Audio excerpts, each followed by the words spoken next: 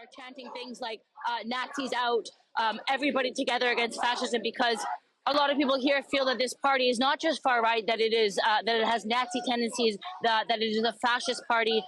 And because of that, they're taking to the streets in such massive numbers. People I was talking to today in the AFD rally were talking about the part of the reason they want to vote for this party is because they believe that this party will stem the flow of immigrants to this country. And the other big issue has been Ukraine and Germany's military support to Ukraine.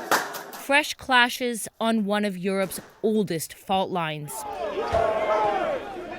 Dozens of NATO troops and demonstrators were injured yesterday in northern Kosovo. And today NATO says it is sending in reinforcements. Kyiv wants Germany to send more heavier weapons more quickly. And Germany, of course, has been hesitant to do that.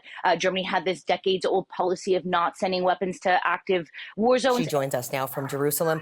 Rebecca, this incident in central Gaza is one of the single deadliest airstrikes of the war so far. What more can you tell us about this?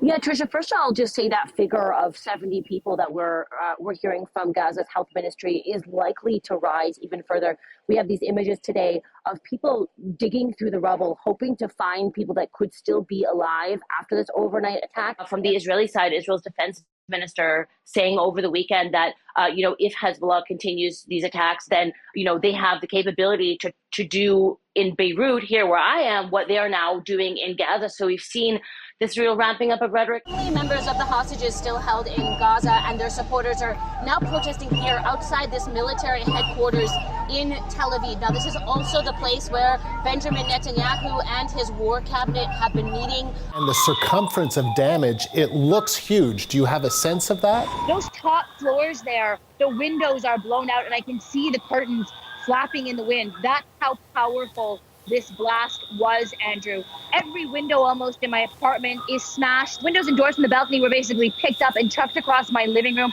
And that's kilometers away from the blast site. So that gives you an idea of the intensity. Against her will, this woman is being carried from her home.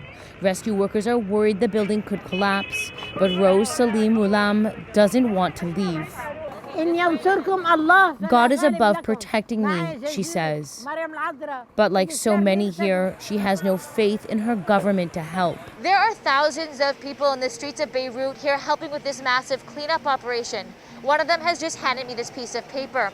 It says this is the last day they're going to be cleaning the streets of Beirut.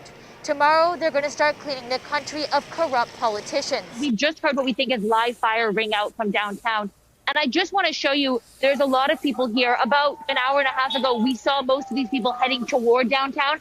After this gunfire, we're seeing a lot of people actually leave. These guys are all kind of voluntary service, most of them just with Kalashnikovs and pickup trucks, some of them driving Mercedes, some of them driving their cars, and essentially talking about what you just said, that there was a fight, but there was very little fight for Kirkuk this morning, and now they're quite angry with the leadership, their Kurdish leadership, and they want to go back in and fight the army. The people here very much believe that Jerusalem is a Palestinian city and it should be the future capital of the Palestinian state, and of course that is not what Trump has said now. So a lot of anger here on the streets, and we'll see how much longer this protest continues, considering this barrage of tear gas now, John. Rebecca, you're portraying a dramatic picture of what's going on there. Be safe. Rebecca Collard reporting for us from Beirut.